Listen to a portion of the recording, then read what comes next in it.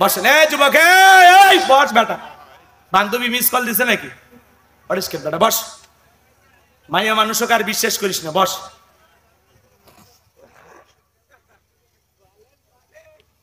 হ্যাঁ ওটা বলবো, বলবো না ভাই? কি কেউ কিছু বলবেন? কারো কিছু বলার আছে? বক্তব্য ডাইরেক্ট দোয়া নাকি? আমার ভাইরা,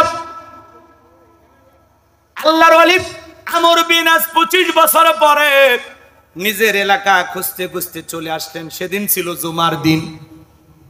মসজিদের ভিতরে প্রবেশ করলেন। তাকায় দেখেন কি সুন্দর একটা যুবক মেম্বারে দাঁড়ায় খুতবা দিতেছে, যার বক্তব্য শুনে দিলটা নরম হয়ে গেল। আর তখনই তিনি তার কল্পনার জগতে হারিয়ে গেলেন। আর মনে মনে ভাবলেন, আমি যদি আমার স্ত্রীর সাথে সংসার করতাম, আজকে এরকম একটা ছেলে আমারও হইতো। ভালো করে বুঝবেন। নামাজ শেষ হয়ে গেল, সব মুসল্লি চলে গেল, কিন্তু এই বৃদ্ধ মানুষ আমর বিনাশ যায় না। ইমাম সাহেবের সাথে মুসাফা করলেন, খোলাখুলি করলেন, ডেকে বলে, বাবা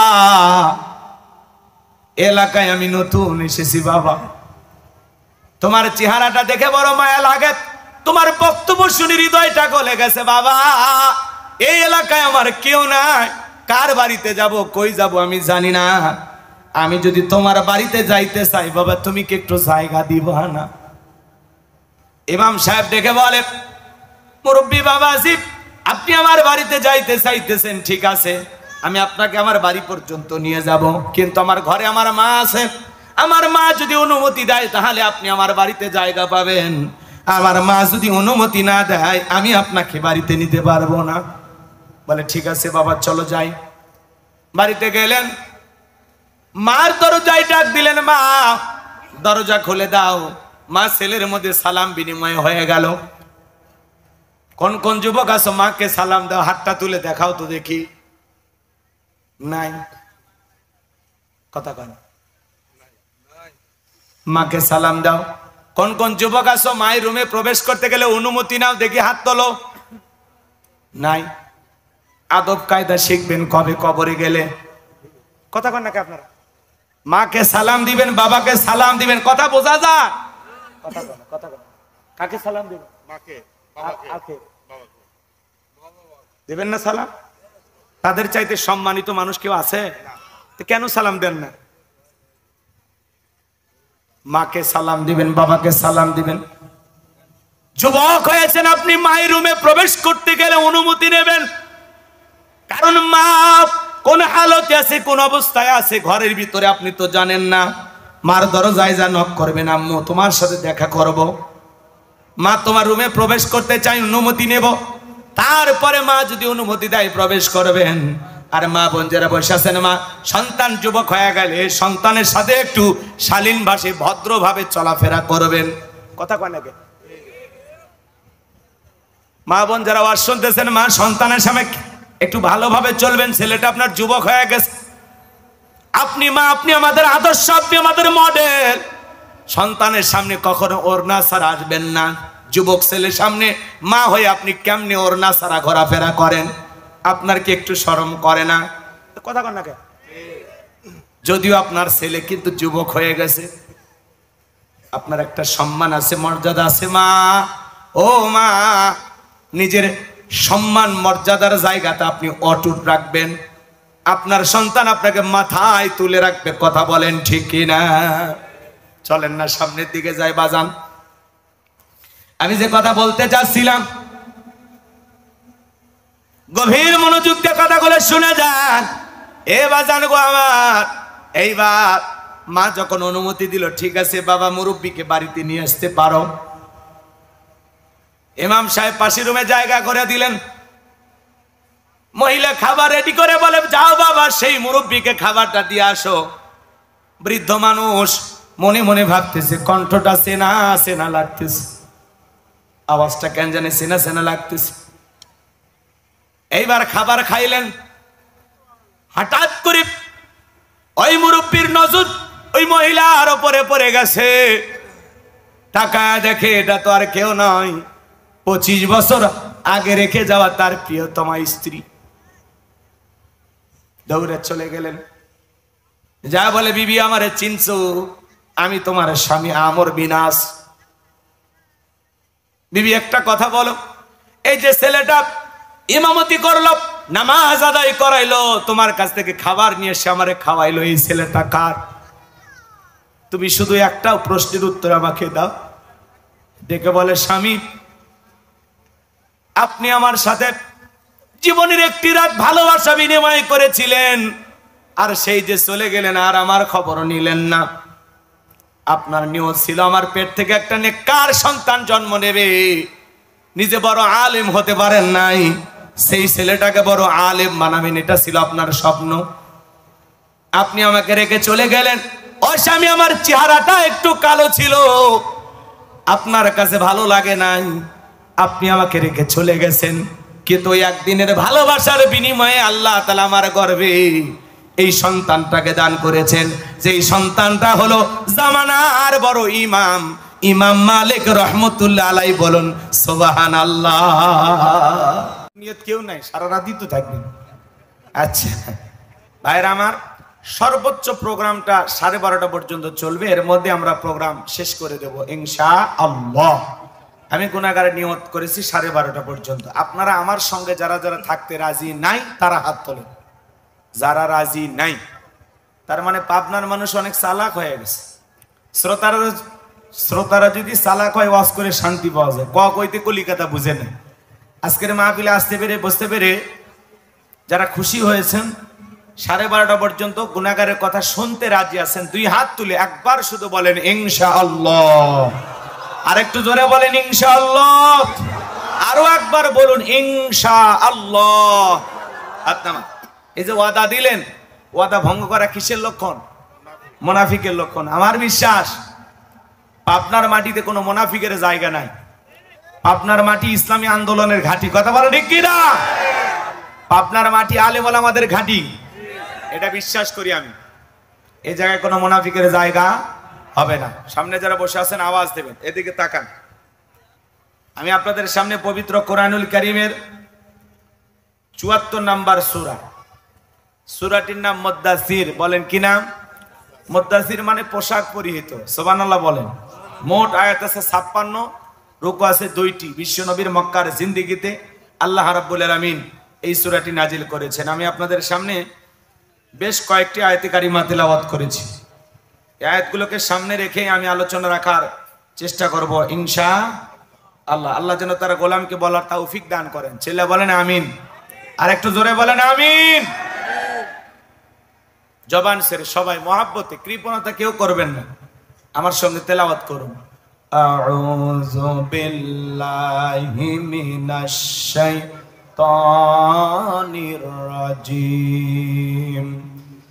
বিসমিল্লাহির রাহমানির রহিম। আগে ঠিক ছিল, হালকা করে। বিতাড়িত মুর্দার শয়তানের কাছ থেকে আল্লাহ পাকের কাছে আশ্রয় প্রার্থনা চাচ্ছি। পরম কোন অসুবিধা হলো আল্লাহ তাআলা নামে শুরু করছি। সূরার নাম কি বললাম? মুদ্দাসির। বলেন কি না? আচ্ছা, কোরআনের কথা শোনার জন্য তো আসছেন, নাকি অন্য কিছু শুনবেন? হ্যাঁ, সত্যি কোরআন শোনার নিয়তে আসছেন? অন্তরের মধ্যে কোনো ভেজাল নাই তো? তাহলে নির্ভেজাল কিছু আলোচনা হবে কোরআন এবং সুন্নাহর আলোকে। কারণ কোরআন থেকে যদি কথা বলি, বলেন তো সেই কথার চাইতে দামি কথা, শ্রেষ্ঠ কথা পৃথিবীতে আর কিছু হতে পারে? কোরআনের মধ্যে কোনো ভেজাল আছে? কোনো মিথ্যা আছে? কোনো ধোঁকা আছে? থাকবে কি করে? কিতাবটি নাজিল করেছেন কে? সে আল্লাহ রাব্বুল আলামিন বলেন, যালিকাল কিতাবু লা রাইবা ফীহি। আমার আল্লাহ রাব্বুল আলামিন বলেন, এটি এমন একটি কিতাব, যেই কিতাবের মধ্যে কোনো সন্দেহ নাই, কোনো সংশয় নাই, কোনো মিথ্যা নাই, কোনো ধোঁকা নাই। There is no doubt. বলুন আল্লাহু আকবার। হুদাল্লিল মুত্তাকিন, মুত্তাকি বান্দাদের জন্য গাইডলাইন হিসাবে, পথ প্রদর্শক হিসাবে আসমান থেকে কিতাবটি নাজিল করেছেন কে? সেই কিতাবের আলোচনা শুনলে লাভ না লস? লাভটা কি আমার আল্লাহ জানায় দিলেন। ওয়া ইযা কুরিয়াল কুরআনু ফাসতামিউ লাহু ওয়া আনসিতু লাআল্লাকুম তুরহামুন।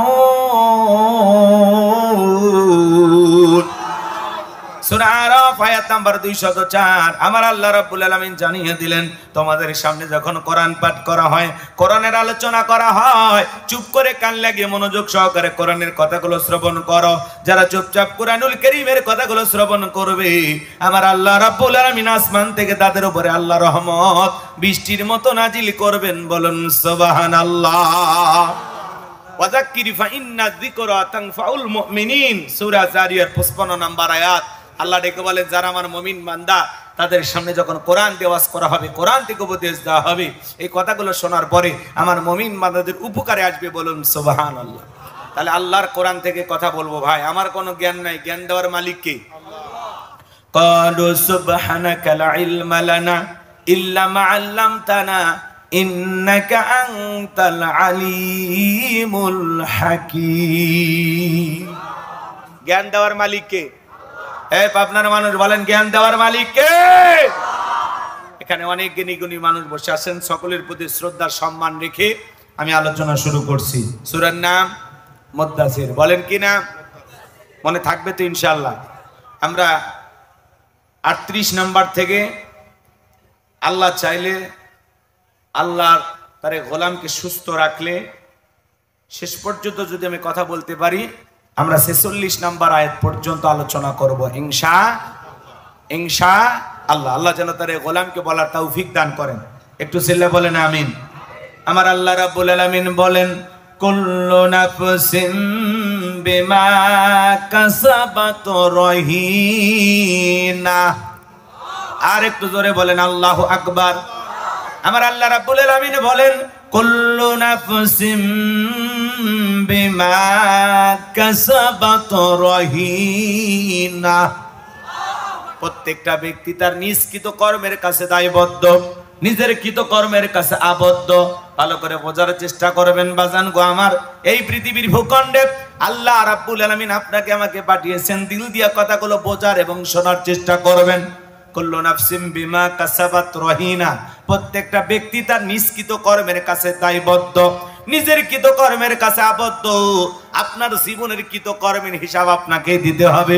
আপনার ছেলে দেবে না, মেয়ে দেবে না, স্ত্রী দেবে না, আপনার সন্তানেরা দেবে না, আপনার মা বাবা দেবে না, আপনার দল দেবে না, আপনার এলাকাবাসী দেবে না। আপনার জীবনের কৃত কর্মের হিসাব একদিন আপনাকেই দিতে হবে। কার কাছে? আরেকটু জোরে বলেন, কার কাছে?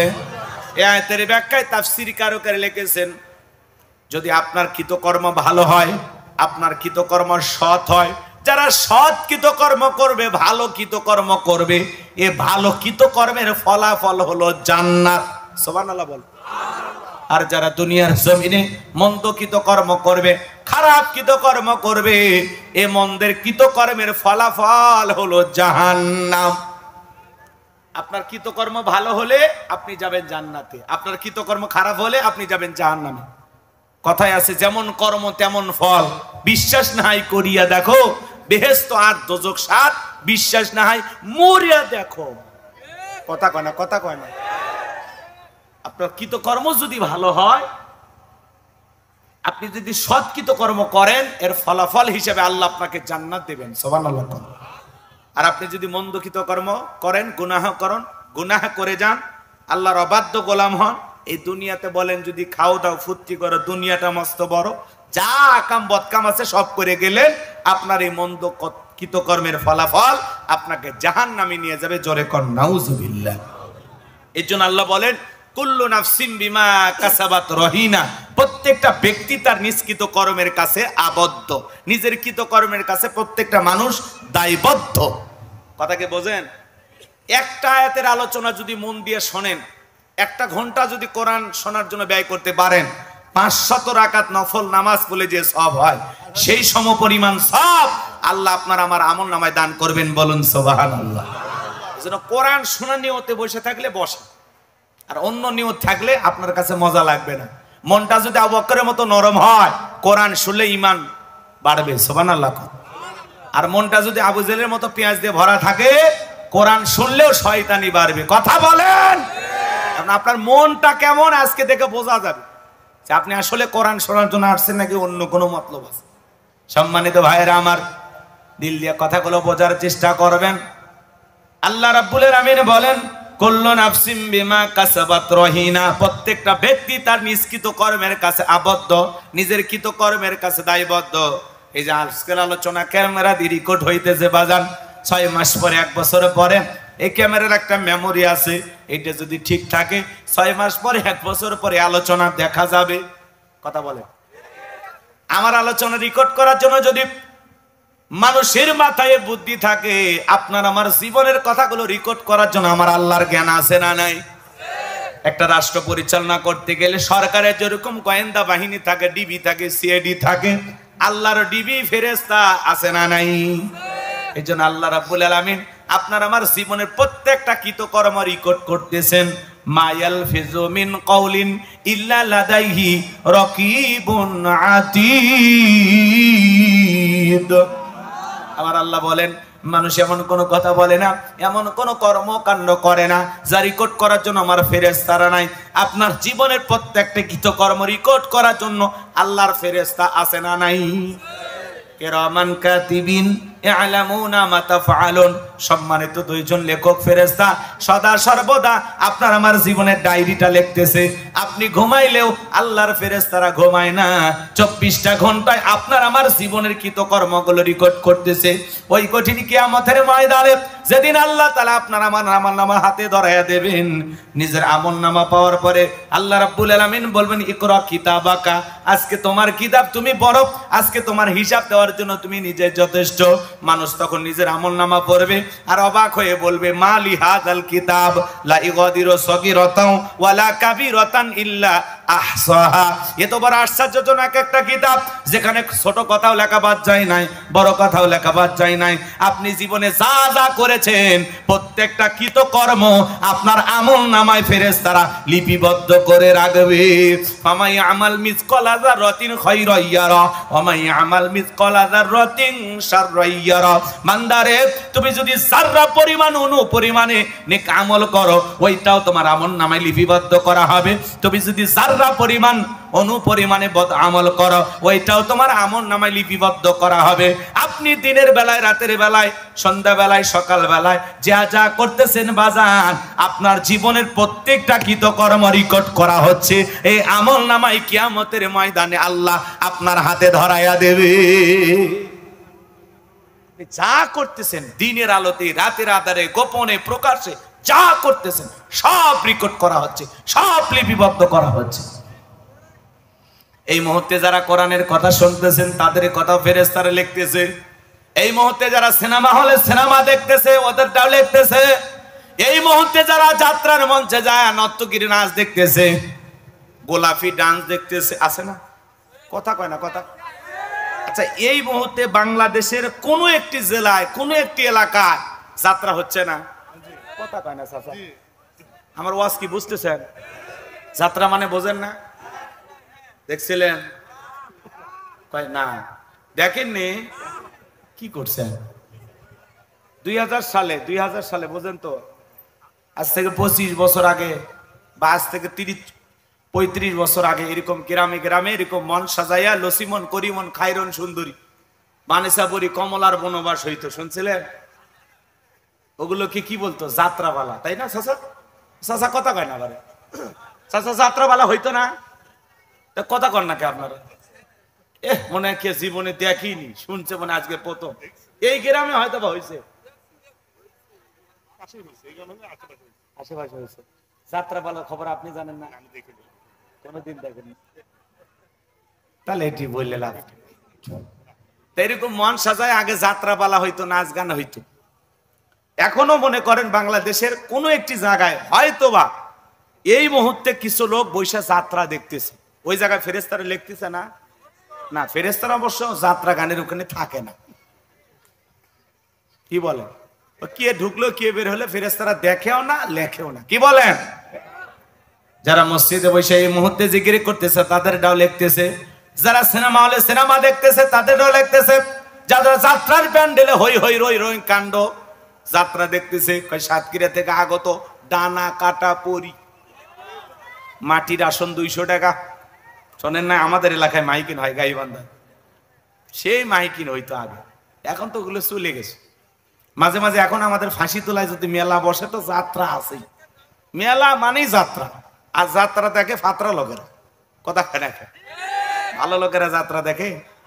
আগে এরকম মন সাজাইয়া অভিনয় হতো, রাজা বাদশার অভিনয় আপনারা দেখেন নাই? জাহাপানা আমি আপনার মেয়েকে বিবাহ করতে চাই, খামোশ পেয়াদা, এরকম অভিনয় করতো, সেগুলো হইতো। এখন আল্লাহ তাআলার দয়ায় প্রত্যেকটা গ্রামে গ্রামে তাফসীর মাহফিল হয়, আর যাত্রা পালা হয় না, কথা বলে ডেকে না। এদেশের মানুষকে পরিবর্তন করে দিয়েছেন কে? আল্লাহ। এখন অলিতে গলিতে তাফসীরুল কোরআন মাহফিল, ওয়াজ মাহফিল, মানুষ আর যাত্রা গান দেখে না। আমাদের বাপ দাদার আমলে সিনেমা হল ছিল 1800, এখন সিনেমা হল কমতে কমতে 50-60টা হলেও থাকবি না। শাকিব খান মরে গেলে ওলে একটাও থাকবি না। হ্যাঁ, যুবকেরা ওই একটা নায়কের জন্য নাকি সিনেমা দেখে। হাই রে, সালমান শাহ মরে গেছে কতদিন আগে, এখনো তার বিচারের জন্য আন্দোলন করতেছে। এক মহিলা করছে আমি তাহাজ্জুদ পড়ে দোয়া করি সালমান শাহ যারা হত্যা করেছে তাদের জন্য ফাঁসি হয়। সুবহানাল্লাহ বলবেন না? কোন দেশে আছি, কি এক আজীব তামাশা। কিন্তু এই কথার দ্বারা আমরা একটি কথা পরিষ্কার ভাবে বলতে চাই, 28 বছর পরে সালমান শাহ হত্যার আসামিদেরকে যদি বিচারের কাঠগড়ায় দাঁড় করানো হয়, তার স্ত্রী এবং আরেকজন খল অভিনেতা ডন, এদেরকে যদি বিচারের আওতায় আনা হয়, আমরা বলতে চাই আজ থেকে 50 বছর পরেও যদি সময় আসে, কোরআনের পাখি আল্লামা সাঈদী হুজুরকে যারা ষড়যন্ত্র করে বিদায় করে দিয়েছে, ওদের বিচার বাংলার মাটিতে হবে।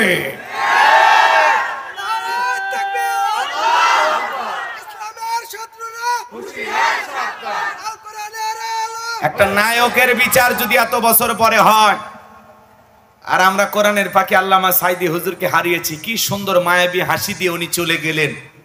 হাসপাতালে একটা মানুষ সুস্থ গেল, কিভাবে তাকে মারা হলো, কার ইশারায় মারা হলো, কাদের ইশারায় মারা হলো, এর বিচার বাংলার মাটিতে হবে ইনশাআল্লাহ। সেই দিনের অপেক্ষায় আমরা আছি। সম্মানিত ভাইরা আমার, কৃতকর্মের কথা বলতেছি বাজান গো আমার। এই পৃথিবীর জমিনে বর্তমানে যে যা করতেছে, যে টেলিভিশনের সামনে বসে আছে তার কথাও লেখা হচ্ছে, যে আল্লাহর কোরআন পড়তেছে তার কথাও লেখা হচ্ছে। ভালো মানুষ ভালো কর্ম করতেছে, মন্দ মানুষেরা মন্দ কর্ম করতেছে। কুল্লু নাফসিন বিমা কাসাবাত রহিনা, প্রত্যেকটা ব্যক্তি তার নিষ্কৃত কর্মের কাছে আবদ্ধ, নিজের কৃত কর্মের কাছে দায়বদ্ধ। লম্বা হবে, লম্বা করার কোনো সুযোগ নাই। সংক্ষিপ্ত একটা উদাহরণ দিয়ে আপনাদেরকে বোঝানোর জন্য বলতে চাই, আপত্তি আছে কি ভাই? মনে করেন আপনাদের মসজিদের ইমাম সাহেব একজন গোপনে 50,000 টাকা দিয়ে বলে, হুজুর এই টাকাটা মসজিদের কাজে লাগাবেন। বলেন তো এই জায়গায় কি ফেরেশতারা নাই? দেখতেছে না, লিখতেছে না, ভিডিও হইতেছে না? বলা লাগবে, বলা লাগবে। দেখতেছে, লিখতেছে, ভিডিও হচ্ছে। আচ্ছা, কথা ক্লিয়ার না ভেজাল আছে? এখন ইমাম সাহেব যদি মনে করে ও বেচারা 50,000 টাকা দান করেছে মসজিদের উন্নয়ন কল্পে, যদি আমি এই টাকাটা নিজের মনে করে খরচ করি, বেতন তো ঠিক মতো দেয় না, মসজিদ বানায় কয়েক কোটি টাকা খরচ করে, আর ইমাম মুয়াজ্জিবের বেতন 1,500 টাকা, 2500 টাকা। মসজিদ কমিটি যারা আছেন আল্লাহর কাছে জবাব দেওয়ার জন্য রেডি থাকেন, কথা বলেন। মসজিদ বানান কোটি কোটি টাকা খরচ করে, আর হুজুরের বেতন দিবেন মনে চায় না। হ্যাঁ, প্রত্যেকটা ইমাম মুয়াজ্জিমের বেতন একেবারে কম করে হলেও 20,000 টাকা হলে, এই যুগে এই 2-3 হাজার টাকা দিয়ে চলা যায় কঠিন হয়ে যায়। কিন্তু তারা মনের এই দুঃখটা কারো কাছে প্রকাশ করতে 3,000 টাকার মধ্যে আল্লাহ 30,000 টাকার বরকত দেয়, কথা বলেন ঠিক কিনা? সম্মানিত ভাইয়েরা আমার, দিল দিয়ে কথাগুলো বোঝার চেষ্টা করবেন। হুজুর যদি মসজিদের টাকাটা মসজিদের উন্নয়ন কল্পে খরচ করে, ফেরেশতারা সেইটাও লিখবে। আবার হুজুর যদি নিজের মনে করে নিজের অভাব মোচনের জন্য খরচ করে, আল্লাহর ফেরেশতারা বলবে অনেক কষ্টে ইমামতি করে, থাক এই 50,000 টাকার কথাটা তার জীবনের আমল নামার ডায়েরিতে লেখার দরকার নাই। তাই বলবে নাকি? হুজুর বলে কি ছাড় দেবে? হুজুর যদি 50,000 টাকা মসজিদের কাজে লাগায়, সেইটাও লিখবে। নিজের মনে করে খরচ করলেও লিখবে। বাজান 50,000 দূরের কথা, মসজিদের দান বক্স থেকে 5 টাকা নিয়ে যায় কোন হুজুর যদি একটা পানের খিলি কিনা গায়, ওই 5টা টাকার হিসাব একদিন দিতে হবে কার কাছে? মনে করেন আপনাদের এলাকায় একটা মাদ্রাসা আছে, মাদ্রাসার মুহতামিম হুজুর একজন একটা ছাগল নিয়ে যা বলে হুজুর ছাগলটা জবাই করে বাচ্চাদেরকে খাওয়ায় দেয়। হুজুর ছাগল জবাই করার পরে দেখলো 14 কেজি গোস্ত। মনে করলো অনেকদিন বাড়িতে ভালো মন্দ গোস্ত পাঠাইতে পারি না, ওখান থেকে যদি 5 কেজি বাড়িতে পাঠাইয়া দেয়, ফেরেশতারা কি বলবে? অনেক কষ্টে মাদ্রাসাটা চালায়, 5 কেজি গোস্ত হুজুর মানুষ খাইছে, লেখার দরকার নাই। বলে লিখবে কিনা ভাই? আচ্ছা, ওয়াজ বুঝানোর জন্য উদাহরণ দিচ্ছি ভাই, কথা বোঝা লাগবে তো, নাহলে তো বুঝবেন না। উনি যদি 5 কেজি গোস্ত বাড়িতে পাঠায়, ফেরেশতারা ওইটাও লিখবে। আবার যদি 14 কেজি এটা বাচ্চাদের হক সঠিকভাবে তাদেরকে খাওয়ায়া দেয়, ফেরেশতারা সেইটাও লিখবে। দেখবে, লিখবে, দেখবে, লিখবে। ভালো করে বুঝবেন, দিল দিয়ে কথাগুলো বোঝার চেষ্টা করবেন। হুজুর যদি ওখান থেকে 5 কেজি দূরের কথা 50 গ্রাম গোস্ত যদি এদিক সেদিক করে, 19-20 করে, ওই 50 গ্রামের হিসাবও আল্লাহর কাছে হুজুর দিতে বাধ্য। কথা ক্লিয়ার না ভেজাল আছে? ভালো করে বোঝার চেষ্টা করবেন বাজান। এখন মসজিদের হুজুর যা করতেছে, মাদ্রাসার হুজুর যা করতেছে, ফেরেশতারা দেখতেছে, লিখতেছে, বুঝলাম। খালি সমাজের নেতারা যা করে ফেরেশতারা দেখেও না, লেখেও না। কথা বোঝেন নাই মনে? চেয়ারম্যান মেম্বার আপনাদের এলাকায় আছে না নাই? মনে করেন বাজান, আগে তো চাল 1000 বস্তা আসছে, আগে 500 বস্তা বিক্রি করে দেয়, আর 500 বস্তা নিয়ে আসছে। মানুষ যারা চাল পাবে তাদের কার্ডে লেখা আছে 50 কেজি মনে করেন, কিন্তু চেয়ারম্যান সাহেব মাপে দেওয়ার সময় 30 কেজি মাপে দিতেছে। জনগণ ডেকে বলতেছে, ভাই 50 কেজি পাওয়ার কথা, 30 কেজি দিলেন, বাকি 20 কেজি গেল কোথায়? বলে বেশি কথা বলবি না, দল চালাতে গেলে এলো কিছু ক্যাডার ম্যাডার আছে, ছোটখাটো টুকু মাস্তান সাঙ্গ পাঙ্গ থাকে। উদাহরণ মানে বুঝানোর জন্য। হ্যাঁ, চাচা বোঝেন নাই মনে, কথা বোঝেন নাই। নেতার আশেপাশে চামচ টামচ থাকে না, চামচে।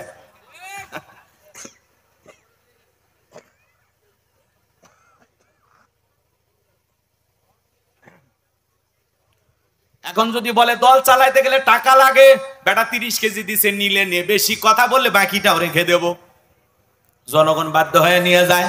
বলেন তো বাজান, ফেরেশতারা কি এই জায়গায় নাই? দেখতেছে না, লিখতেছে না? 50 কেজি হক যদি মেম্বার চেয়ারম্যান সঠিকভাবে জনগণের কাছে বুঝায়া দেয়, আল্লাহর ফেরেশতা ওইটাও দেখবে, ওইটাও লিখবে। আবার 50 কেজির পরিবর্তে জনগণের যদি 30 কেজি দেয় আর বাকি 20 কেজি মেরে দেয়, আল্লাহর কাছে ওই 20 কেজির হিসাব দেওয়া লাগবে। কথা কি বুঝতে পারছেন নাকি ভেজাল আছে? এজন্য কিয়ামতের ময়দানে অনেক নেতা ঢেউটিন সহ রড সহ যা মাইরা খাইছে, দুর্নীতি করে খাইছে, ওগুলো গলায় ঝুলে নিয়ে উঠবে, মানুষ দেখেই বুঝবে এই সেই নেতা। কথা বলেন না কেন? আর ওই সমস্ত গমচোর, ডালচোর, তেলচোর, বিকাশের টাকা চোর, ওই নেতাদের পিছনে আপনি স্লোগান দেন, বল্টু ভাইয়ের চরিত্র ফুলের মতো পবিত্র, নামাজ পড়া কক্ত, কাজা খাই পা শক্ত, গমচুরিতে পাকা ভক্ত, শয়তানের 1 নাম্বার ভক্ত, হুজুর যে জন্য খুবই শক্ত, চুষা খাই গরিবের রক্ত। পোস্টার লেখা আছে গরিবের বন্ধু, ভোট দিয়ে দেখেন গরিবের কয় নাম্বার শত্রু। একটা বয়স্ক ভাতার কার্ড নিবার গেলেও 2-1000 টাকা খায়। এরকম নেতা আছে না নাই? রাগ করতেছে? নেতা যদি এলাকায় নির্বাচিত হওয়ার পরে এলাকায় সুদ, ঘুষ, জিনা, ব্যভিচার, দুর্নীতি এগুলো বন্ধ হয়, মাদক বন্ধ হয়, তাহলে ওই নেতা আল্লাহ তাআলার কাছে এর পুরস্কার পাবে। নেতা নির্বাচিত হলে এলাকায় যদি ভালো কাজ হয়, খারাপ যত কাজ, মন্দ যত কাজ, অশ্লীল যত কাজ সব বন্ধ হয়ে ভালো কাজ যদি সমাজে চালু করতে পারে, ওই চেয়ারম্যান মেম্বার এই ভালো কাজের উত্তম জাযা আল্লাহর দরবারে পাবেন। হাল জাযাউল ইহসানি ইল্লাল ইহসান, উত্তম জিনিসের পুরস্কার আল্লাহ উত্তম দিয়েই দেবেন। বলুন না আল্লাহু আকবার। আর যদি উনি নির্বাচিত হওয়ার পরে চেয়ারম্যান নিজেই মাদকের ব্যবসা করে, নিজেই অস্ত্র নিয়ে, অবৈধ অস্ত্র নিয়ে ঘরে, এমন নেতা আছে নির্বাচিত হওয়ার পরে সুন্দরী নারীর দিকে নজর গেলে তার নিজের বউ মনে করে। এ কথা কন নাকি আপনারা? এরকম নেতা আছে না নাই? এরকম লুচ্চা, বদমাইশ, চাঁদাবাজ, টেন্ডারবাজ, দুর্নীতিবাজ এদেরকে যদি সমাজের নেতা বানান, তাহলে মনে রাখবেন যারা ওই সমস্ত মানুষদেরকে সমর্থন দিয়ে সমাজের নেতা বানাবেন, রেডি থাকেন, আপনার আমল নামায় বিকাশ হয় এর গুনাহ পার্সেন্টেজ আপনিও নিতে বাধ্য থাকবেন। কথাকে বোঝা গেল বাজান? তাহলে নেতা যা করতেছে ফেরেশতারা দেখতেছে লিখতেছে, নেতা দেখে ফেরেশতারা ভয় পায়? ভয় পায় না। তাহলে হুজুর যা করতেছে লিখতেছে, নেতারা যা করতেছে লিখতেছে বাজার। এই পৃথিবীর ভূখণ্ডে খালি যুবকেরা যা করে ফেরেশতারা দেখেও না লেখেও না। টেপুনিয়া পার্কে যা কোন যুবক বান্ধবীর হাত ধরে বসে আছে ফেরেশতারা দেখে না লেখে না? 14 ফেব্রুয়ারিতে কার পিছনে গোলাপ ফুল নিয়ে ঘুরেছো ফেরেশতারা দেখে নাই লেখে নাই?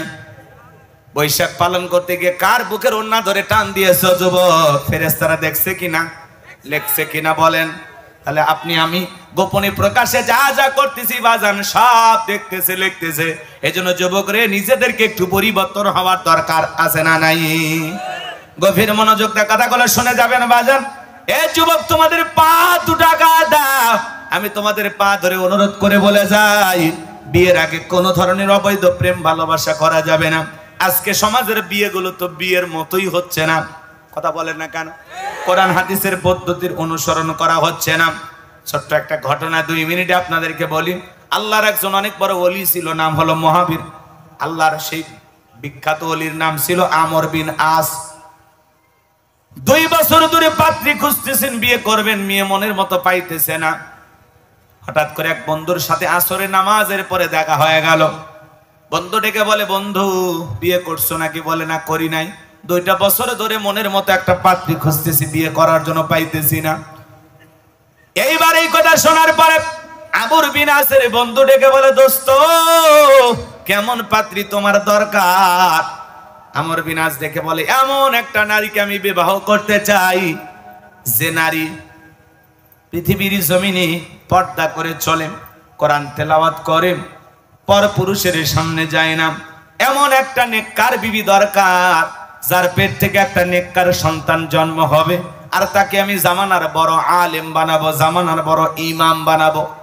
এই কথা শোনার পরে আমর বিন আস তার বন্ধু ডেকে বলে, দোস্ত এই গ্রামে একটা মেয়ে আছে, আমার জানা মতে জন্মের পর থেকে সেই মেয়েটা তার মা বাবা সারা দুনিয়ার কারো চেহারা দেখে নাই। তাই নাকি? বলে হ্যাঁ। এইবার তথ্য নেওয়া হলো, ঘটনা বাস্তবে মিলে গেল। সত্যি মেয়েটা জন্মের পর থেকে মা বাবা সারা দুনিয়ার কোনো মানুষকে দেখে নাই। আমর বিন আস বিবাহ করলেন। বিবাহ করার পরে যখন বাসর ঘরে প্রবেশ করবেন, তাকায়া দেখেন তার প্রিয়তমা স্ত্রী বাসর ঘরে বসে নামাজ আদায় করতেছেন। বলেন আল্লাহু আকবার। হে যুবক, আমর বিন আস বিয়ে করেছেন, বাসর ঘরে বউ নামাজ পড়তেছে। তোমার আমার বাসর ঘরে কি নামাজ আছে? কথা বলেন না কেন? নামাজ তো দূরের কথা, খালি আছে সিনেমা হলের শুটিং, ভিডিও সেলফি। কথা কয় না কেন? বিয়ে করে বউরে নিয়ে সেলফি তুলে ক্লিক ফেসবুকে ছবি ছেড়ে দেয়, অমুক পাড়ার অমুক মেয়েকে বিবাহ করেছি। মহারানা এদিক খেয়াল করেন, কাবিনের টাকা ধার্য করা হয়েছে 1 লাখ, নগদ 1000 টাকার নাকির ফুল। ছেলের নাম আবুল, বলেছে কবুল, জীবন পুরোটাই ভুল, সারা জীবন দিতে হবে এই ভুলের মাসুল। যে সমস্ত যুবকেরা নাকি রুমাল দিয়ে বিয়ে করতে যায়, বুঝে নেবেন এরা বইয়ের মহারানা আদায় করে নাই। কথা বলেন। মহারানা তো দেয় না, উল্টো আর শ্বশুর বাড়ির থেকে জোর করে যৌতুক দাবি করে। আছে না? কাঁচা পায়খানা খাওয়া যেমন হারাম, কন্যা পক্ষের কাছ থেকে জোর করে যৌতুক দাবি করা তেমনি হারাম। এ যুবক, কেমনে যৌতুক দাবি করে শ্বশুর বাড়ির থেকে? ওই শ্বশুর শাশুড়িরা কত কষ্ট করে 16 বছর 18 বছর কলিজার টুকরা মেয়েটাকে লালন পালন করে তোমার মতো একটা অপরিচিত ছেলের হাতে তুলে দিল। দেখো না বিদায় বেলায় কত মা কান্না করে, কত বাবা কান্না করে। মানুষজন ডেকে বলে, চলেন জামাইয়ের হাতে মেয়েটাকে তুলে দেন। বলে না, আমি যাইতে পারবো না। মেয়েটার মা রান্না করে কান্না করে, মেয়েটার মা রান্না করে কান্না করে, বাবা বাড়ির খুঁটি ধরে কান্না করে। মানুষ ডেকে বলে, চলেন ভাই জামাইয়ের হাতে মেয়েটাকে তুলে দেন। বলে না, আমি পারবো না। হাউমাউ করে কান্নাকাটি করে। এইবার দিকে বলে, আপনারা যদি জামাইয়ের হাতে মেয়েকে না তুলে দেন, মানুষ মনে করবে জামাই আপনাদের পছন্দ হয় নাই। মা বাধ্য হয়ে চলে যায়, বাবা বাধ্য হয়ে চলে যায়। জামাইয়ের হাতে মেয়েটাকে তুলে দেয় আর বলে, বাবা মেয়েটাকে কোনোদিন কটু কথা বলি নাই, আজকে আমাদের কলিজাটা ছিঁড়ে তোমার হাতে তুলে দিলাম, ছোট্ট মানুষ ভুল বেয়াদবি করলে মাফ করে দিও বাবা। কত কষ্ট করে বুকের নারী সিরা ধনটারে তোমার মতো একটা অপরিচিত যুবকের হাতে তুলে দিল। সেই শ্বশুর শাশুড়িকে যারা কষ্ট দিয়া যৌতুক দাবি করে, তাদের চাইতে ছোট লোক আল্লাহর জমিনে আর কেউ হতে পারে না। মেয়েটাকে লালন পালন করলো, কোনো উপকার তার থেকে নিতে পারলো না। তোমার সাথে বিয়ে হলো, সম্পূর্ণ উপকার এখন তুমি পাইবা। তোমার সন্তান পেটে ধারণ করবে, তুমি অসুস্থ হলে সেবা করবে, তোমার জন্য রান্না করবে, তোমার পোশাক পরিষ্কার করে দিবে, তোমার ঘর বাড়ি ঝাড়ু দিবে, তোমার সংসারের যাবতীয় কাজ ওই মেয়েটা করবে। তাহলে চিন্তা করো রে যুবক, এরকম একটা মেয়ে তোমাকে দিয়ে দিল, সেই শ্বশুর শাশুড়ির উপরে জুলুম করে যৌতুক নেওয়া যাবে না।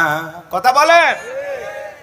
আবার অনেকে বিয়ে যখন করতে যায় শ্বশুর বাড়ির লোকজনকে বলে 300 লোক 500 লোক খাবে, আছে না নাই?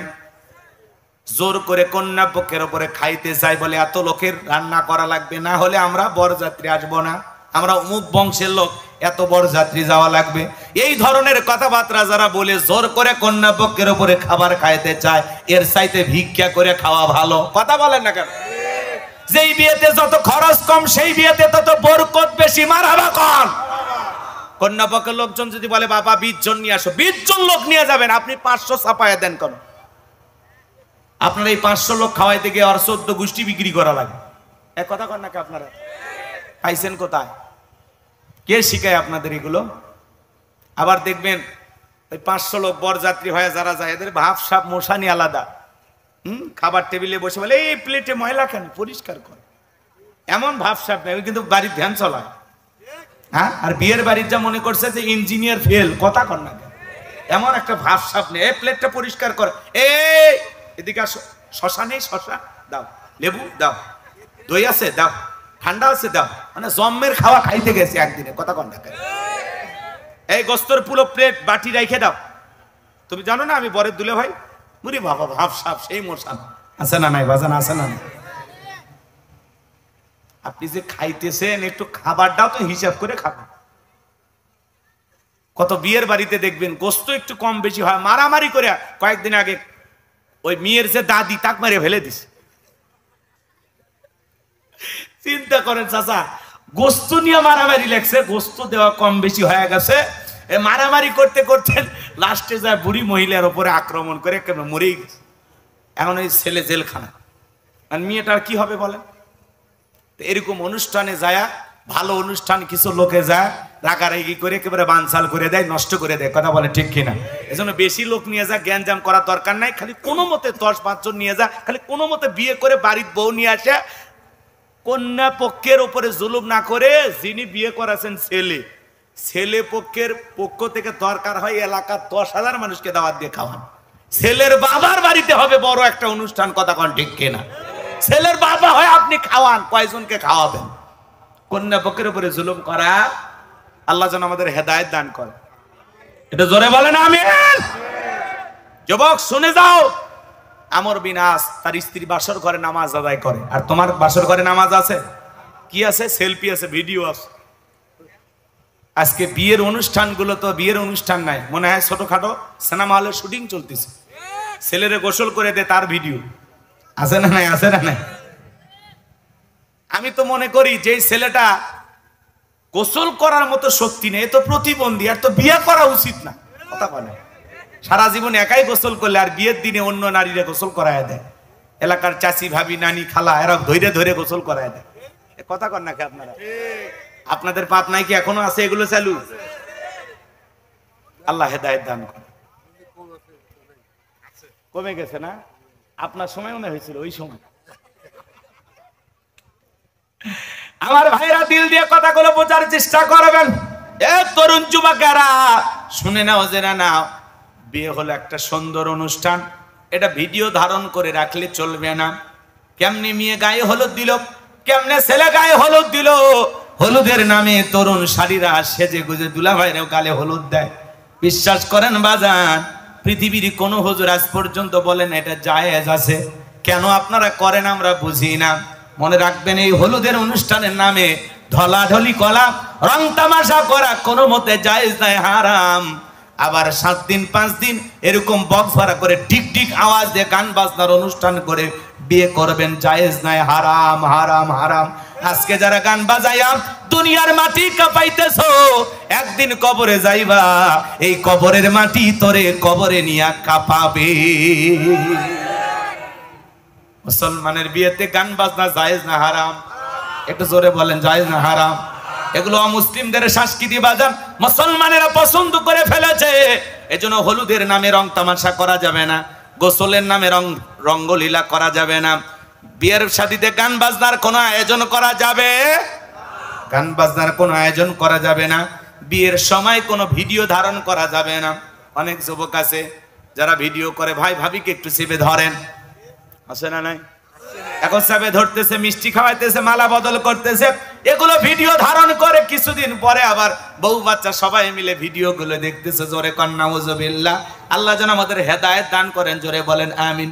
লম্বা হবে বাজান, লম্বা করব না। আমর বিন আস মনে মনে ভাবে, আল্লাহ যা চাইছিলাম তাই পাইছি। আমার স্ত্রী বাসর করে নামাজ আদায় করে, মনটা খুশি হয়ে গেল। স্ত্রী নামাজ শেষ হয়ে গেল, বাসর ঘরে প্রবেশ করলেন, স্বামী স্ত্রীর মধ্যে সালাম আদান প্রদান হয়ে গেল। কি হয়েছে? সালাম আদান প্রদান হয়ে গেল।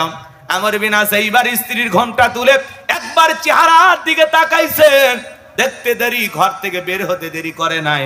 বিবি চিন্তা করলো, স্বামীর সাথে তো কোনো বেয়াদবি করি নাই, কেন আমার স্বামী ঘর থেকে বের হয়ে গেল? ব্যাপারটা আমি বুঝতে পারলাম না। এইবার স্ত্রী দরজায় এসে তাকায়, দেখে স্বামী বারান্দার উপরে দাঁড়ায় আছে। জিজ্ঞাসা করে রেখে বলে, স্বামী জানি না আপনার সাথে কোনো বেয়াদবি হয়েছে কিনা, আমার জানা নাই, তবে আমি যতটুকু জানি আপনি নাকি আল্লাহর অনেক বড় ওলি।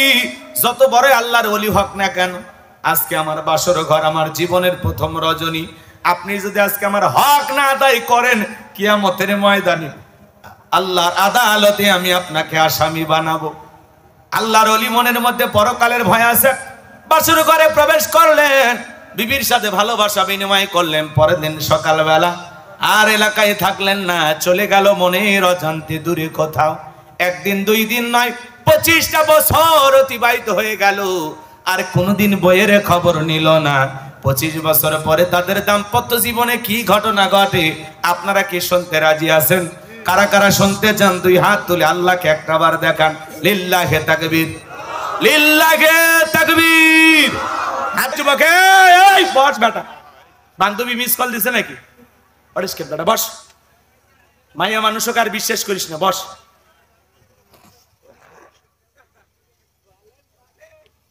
হ্যাঁ ওটা বলবো, বলবো না ভাই? কি কেউ কিছু বলবেন? কারো কিছু বলার আছে? বক্তব্য ডাইরেক্ট দোয়া নাকি? আমার ভাইয়েরা, আল্লাহর ওলি আমর বিন আস 25 বছর পরে নিজের এলাকা খুঁজতে খুঁজতে চলে আসলেন। সেদিন ছিল জুমার দিন। মসজিদের ভিতরে প্রবেশ করলেন, তাকায় দেখেন কি সুন্দর একটা যুবক মেম্বারে দাঁড়ায় খুতবা দিতেছে, যার বক্তব্য শুনে দিলটা নরম হয়ে গেল। আর তখনই তিনি তার কল্পনার জগতে হারিয়ে গেলেন, আর মনে মনে ভাবলেন, আমি যদি আমার স্ত্রীর সাথে সংসার করতাম, আজকে এরকম একটা ছেলে আমারও হইতো। ভালো করে বুঝবেন। নামাজ শেষ হয়ে গেল, সব মুসল্লি চলে গেল, কিন্তু এই বৃদ্ধ মানুষ আমর বিন আস যায় না। ইমাম সাহেবের সাথে মুসাফা করলেন, খোলাখুলি করলেন, ডেকে বলে, বাবা এলাকায় আমি নতুন এসেছি, বাবা তোমার চেহারাটা দেখে বড় মায়া লাগে, তোমার বক্তব্য শুনে হৃদয়টা গলে গেছে, বাবা এই এলাকায় আমার কেউ নাই, কার বাড়িতে যাব, কই যাব আমি জানি না, আমি যদি তোমার বাড়িতে যাইতে চাই বাবা তুমি কি একটু জায়গা দিবা না? ইমাম সাহেব ডেকে বলে, মুরব্বী বাবা আসিফ, আপনি আমার বাড়িতে যাইতে চাইতেছেন, ঠিক আছে, আমি আপনাকে আমার বাড়ি পর্যন্ত নিয়ে যাব, কিন্তু আমার ঘরে আমার মা আছে, আমার মা যদি অনুমতি দেয় তাহলে আপনি আমার বাড়িতে জায়গা পাবেন, আমার মা যদি অনুমতি না দেয় আমি আপনাকে বাড়িতে নিতে পারবো না। বলে ঠিক আছে বাবা চলো যাই। বাড়িতে গেলেন, মার দরজায় ডাক দিলেন, মা দরজা খুলে দাও। মা ছেলের মধ্যে সালাম বিনিময় হয়ে গেল। কোন কোন যুবক আছো মাকে সালাম দাও, হাতটা তুলে দেখাও তো দেখি। নাই, কথা কন, মাকে সালাম দাও। কোন কোন যুবক আছো মায়ের রুমে প্রবেশ করতে গেলে অনুমতি নাও, দেখি হাত তোলো। নাই। আদব কায়দা শিখবেন কবে? কবরে গেলে। কথা কন নাকি আপনারা? মাকে সালাম দিবেন, বাবাকে সালাম দিবেন, কথা বোঝা যায়? কথা কন, কথা কন। কাকে সালাম দিবেন? মাকে, বাবাকে। দিবেন না সালাম? তাদের চাইতে সম্মানিত মানুষ কেউ আছে? তো কেন সালাম দেন না? মাকে সালাম দিবেন, বাবাকে সালাম দিবেন। যুবক হয়েছেন আপনি, মায়ের রুমে প্রবেশ করতে গেলে অনুমতি নেবেন, কারণ মা কোন হালতে আছে, কোন অবস্থায় আছে ঘরের ভিতরে আপনি তো জানেন না।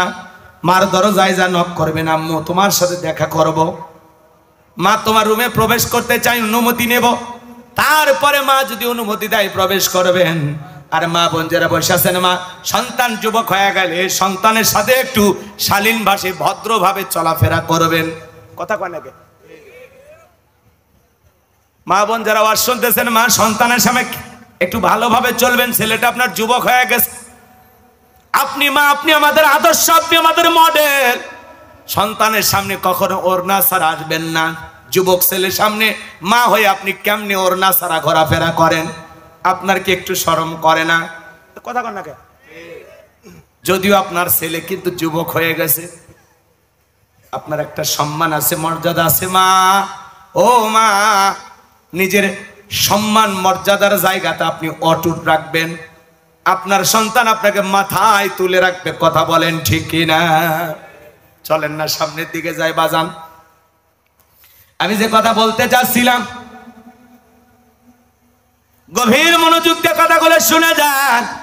এ বাজান গো আমার, এইবার মা যখন অনুমতি দিল, ঠিক আছে বাবা মুরব্বীকে বাড়িতে নিয়ে আসতে পারো। ইমাম সাহেব পাশের রুমে জায়গা করে দিলেন।